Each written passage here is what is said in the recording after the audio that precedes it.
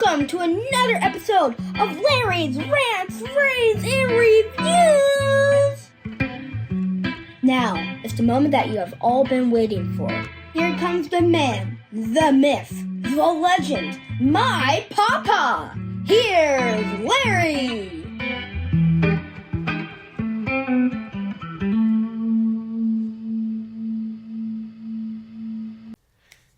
Hey, welcome to this episode. I want to talk to you on this episode about attitude.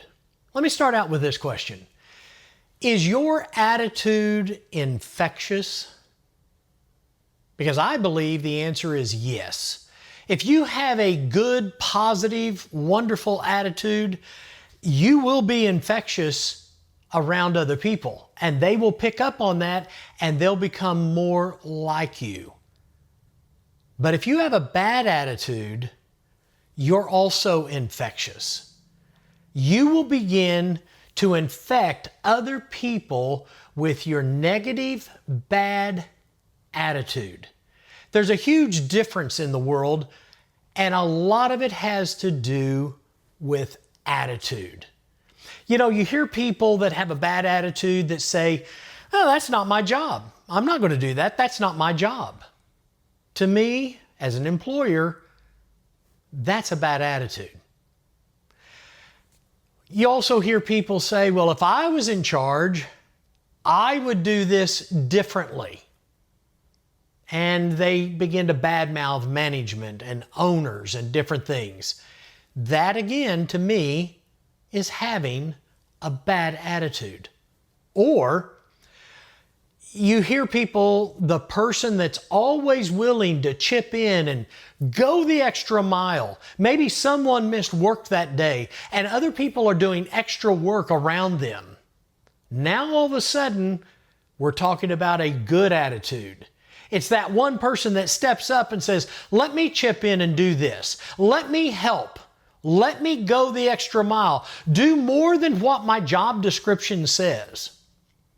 You see, as an employer, I'd tell you probably the easiest way to lose your job is to look at me and say, that's not my job. Well, guess what? It is your job. If someone's missing or maybe the team is struggling that day, it's your job to step up with that good attitude and help others out. Here's what I'll always tell you. As an employer, I will always choose attitude over talent. Now let me repeat that because it's very important. I will always choose attitude over talent. You see, I look at people's heart. I like to see their attitude, their willingness, their behaviors. Now let me bring balance to this thought here. I'll always choose attitude over talent. It needs to be balanced. What I'm saying is, if talent is fairly equal between two candidates that's up for a task or a job, then attitude will always win with me. Always. If I have to hire someone and both candidates seem to be both equally talented, then I have to say, I'm going to search that person's attitude, and the person with the good attitude is the one that's going to end up with the job. Now, trust me, talent is needed to get the job done. But if a good attitude is lacking, the job will eventually fall apart. You can have all the talent in the world, but if you have a bad attitude, you will eventually lose. You will not be successful. Success cannot be sustained with a bad attitude. Trust me, talent is needed, but a great attitude has to be the supporting factor. You see, you can't pound a square peg in a round hole without causing damage. I'm reminded, I taught a Sunday school class for 28 years. And I'm reminded that this lady came to me, I was standing out in the hall, and She came to me and she said, Larry, I want to sing solos in church. Now, I'm a soloist, so I guess because I was her Sunday school teacher and because I sang solos, she wanted to talk to me about it. I said, well, can you sing? She goes, well, yeah, I think I can. Now, what she didn't know is her husband and a couple of her kids were standing behind her, and they were looking at me over her shoulder, shaking their head, no, she can't sing. It was like, please don't encourage this behavior because we've told her at home, we've heard her sing. She can't sing. You see, again, she could have the most wonderful, beautiful attitude, but talent has to be present. You have to have the talent in order to go along with the attitude. I'm also reminded, standing in the hallway of the church, boy, I guess you can hear a lot there, right? This choir member was standing there and someone walked up and said, I'd like to join the choir.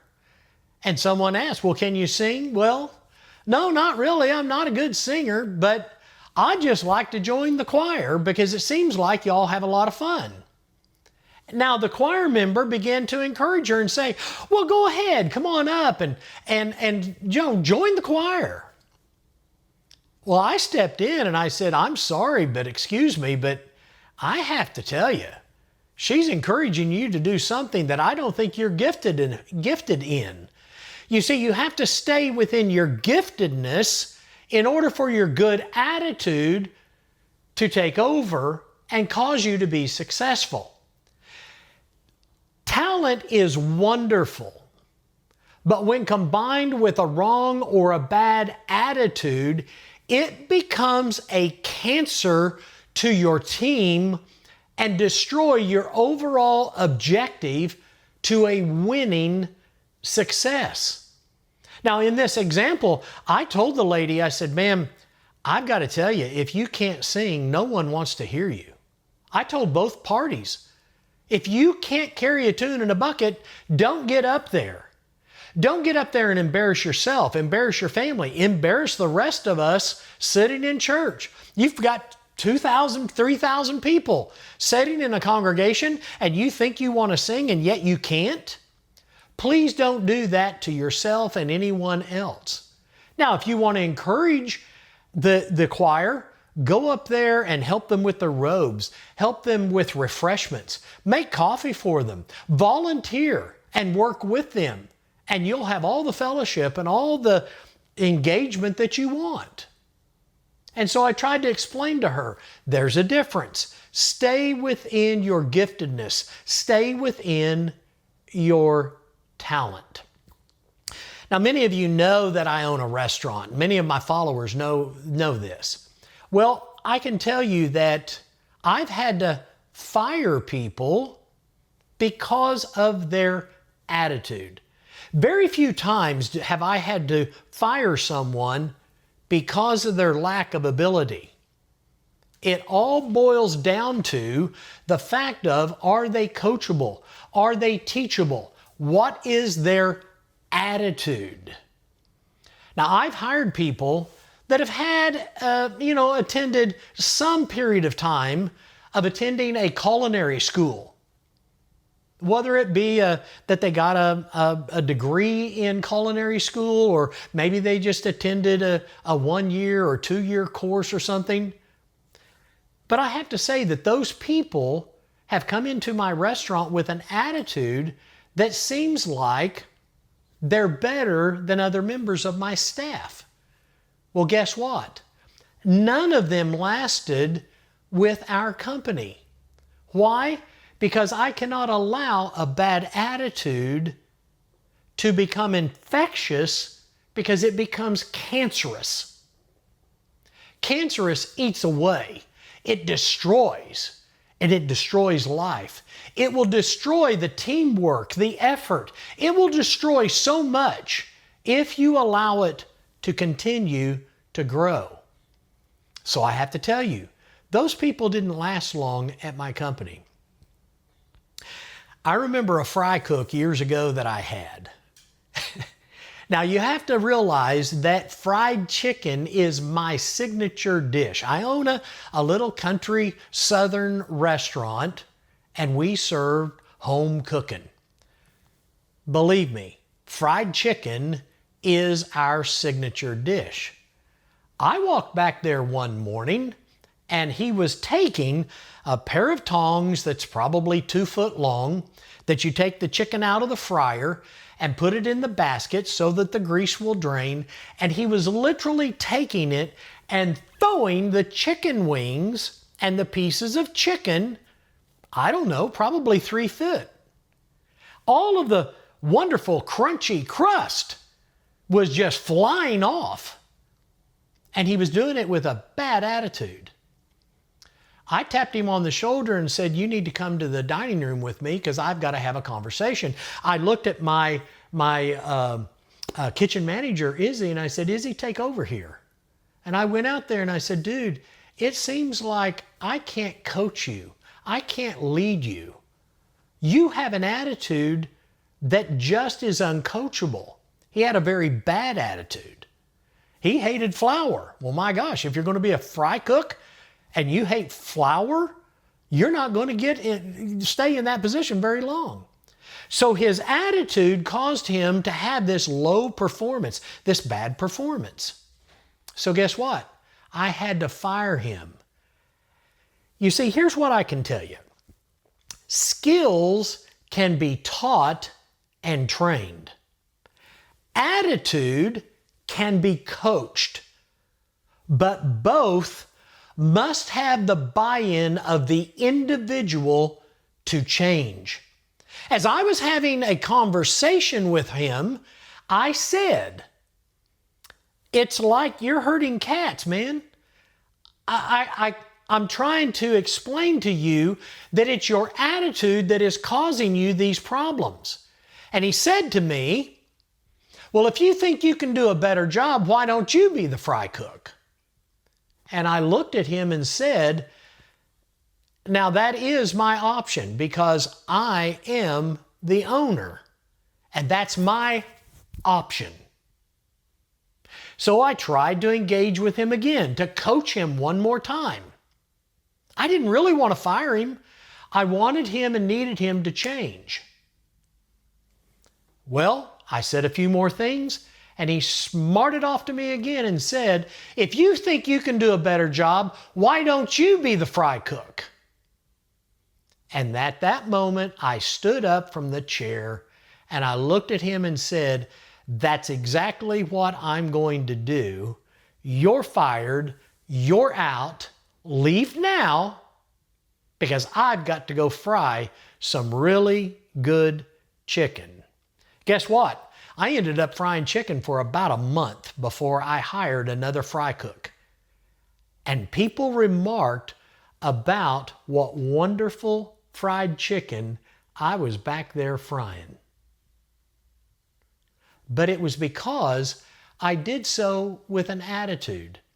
Now, my wife, Carol, laughs at me, and Izzy and a couple of others that were there at the time. I said he was disrespecting my chicken. As a signature dish, you don't take and throw it 3 feet and let all the good crunchies fall off of it, because as anybody eats fried chicken, they realize that crunchy is good. That's why they come. So I took and I breaded it properly, fried it properly, and then I respected it and served it properly. I fried some of the best chicken that's ever been fried. And that comes from my kitchen manager's opinion. Her name is Izzy. So all I can tell you is this. Over the years, I have found that skills are easier to teach. Now pay attention. This is gold right here. Skills are easier to teach than attitude is to be coached. You teach and you train skills. You have to coach attitude. And here's why. Attitude comes from deep inside. It comes from deep inside the individual. And the individual must change their mindset in order to change their life. Skills and talent, they're teachable because they're external. Attitude comes from within, comes from the heart, comes from the core of people. Attitude comes from deep inside, and the individual must change their mindset in order to change their life. Let me tell you this. Attitude dictates your lifestyle. Let me say that one more time, because I'm speaking directly from my heart to your heart. Attitude dictates your lifestyle. Skills can be taught and then polished, but attitude is an ongoing, never-ending lifestyle that one must constantly adapt to. You know, as a parent, I always told my children, don't hang out with the troublemakers. Don't hang out with the people, because it's guilt by association. I told my children, we don't missionary date. What do you mean by that, Larry? Well, I don't want my daughter to date somebody that isn't a good Christian, that doesn't attend church regularly, that doesn't do things properly. Why date somebody that you have to try to get to change in order to live the lifestyle that you want to live? You need to date the people that already live that lifestyle, that would complement you, that would have a good attitude and help build you up. You lift them up, they lift you up.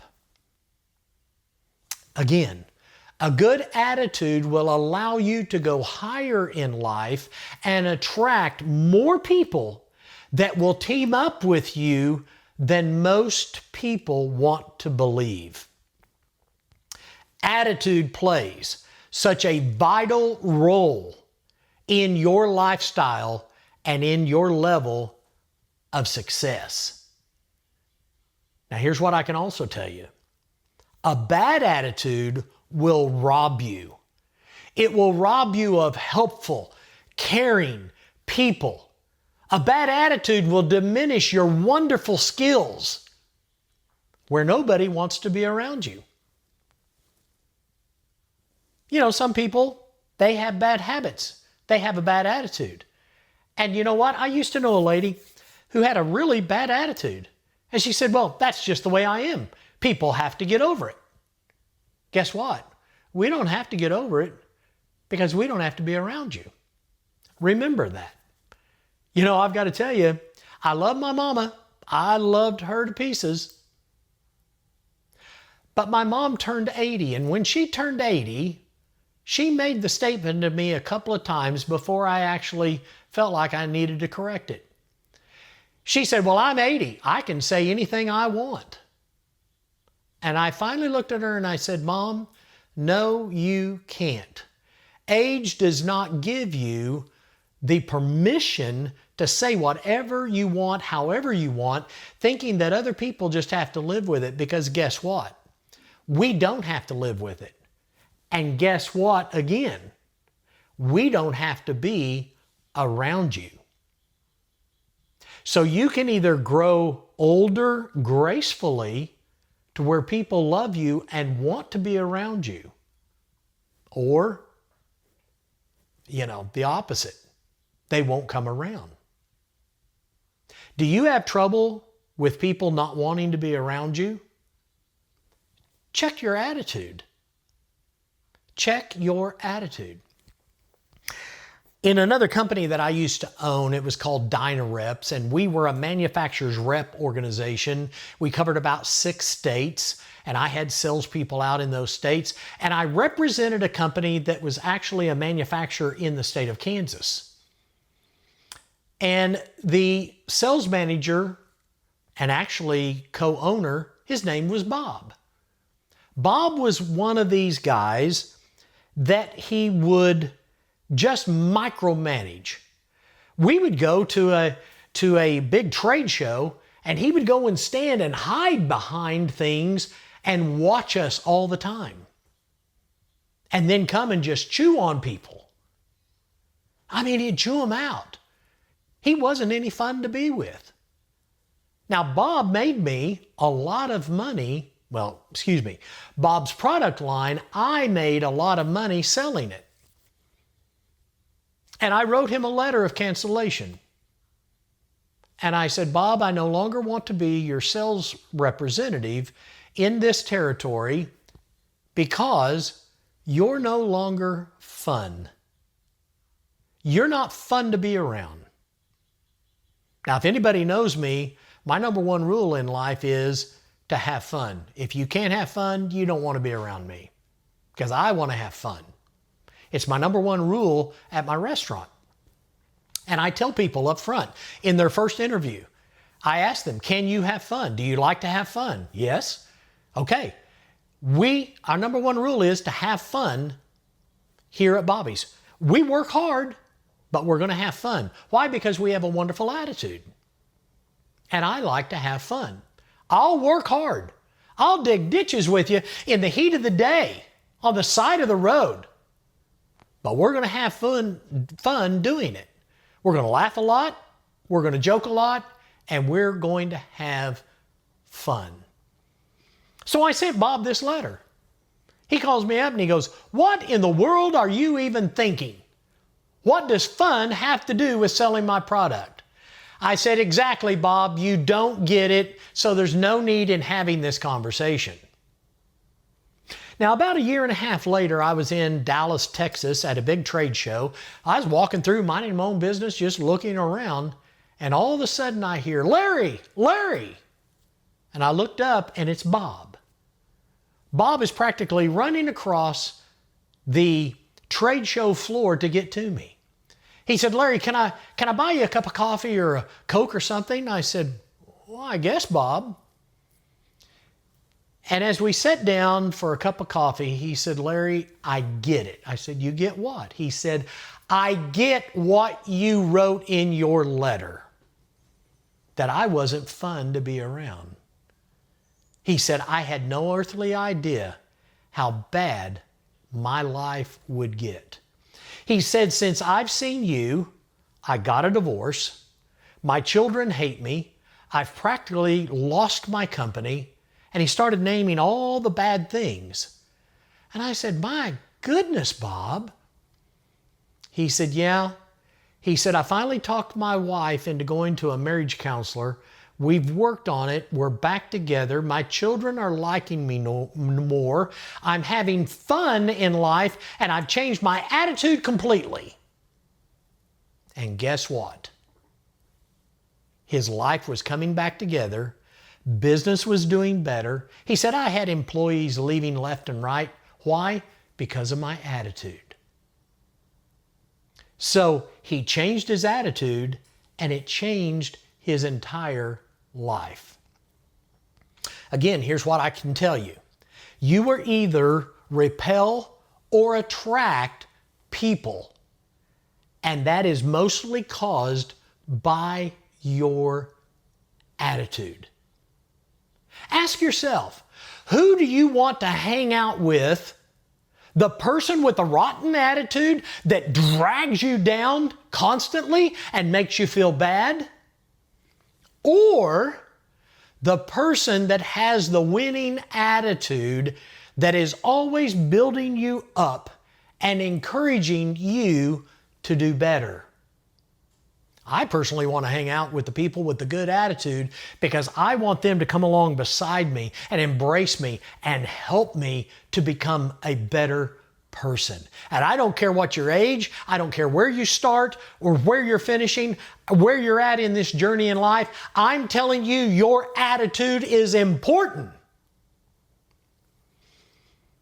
We've all seen in life the poor, pitiful me people always wonder why they didn't get the advancement, why they didn't get the promotion, while the I have more than I could ever deserve people keep going farther and farther and farther in life. If you've been overlooked for an advancement or a promotion, check your attitude. My guess would be, if you could get somebody in the company to be honest and truthful with you, your attitude cost you the advancement, not your skills. Your attitude is what needs to be changed and checked on a regular basis. It's easy to get a bad attitude. So you have to get a good attitude and then work on maintaining it. Here's my idea. As a leader, change your attitude and you will change your people. You see, when I walk into the restaurant every day and my ladies are there, I want to greet them and treat them with a great attitude and set the stage for a happy, successful day. So, you change your attitude and you'll change your life. You change your attitude and you'll change your marriage. You change your attitude and you will change your destiny. You change your attitude and you'll change your universe that you live in. You change your attitude and you will change your relationships. Your spouse will love you more. Your kids will want to spend more time with you, and your coworkers will even begin to include you in conversations and events around the workplace and even outside of the workplace. You change your attitude and you'll change your entire world. I promise you. In closing, in all facets of life, I believe that attitude is key to success. Attitude is key to success. You can have a lack of skills. You can have a lack of talent. That's coachable. That's teachable.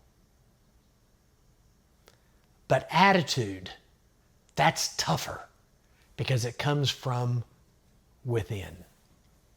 Here's what I'd encourage you to do. Hit your like button, hit the share button, and send this to a friend or a family member that needs to hear this episode. But I encourage you today, change your attitude and you will change your universe.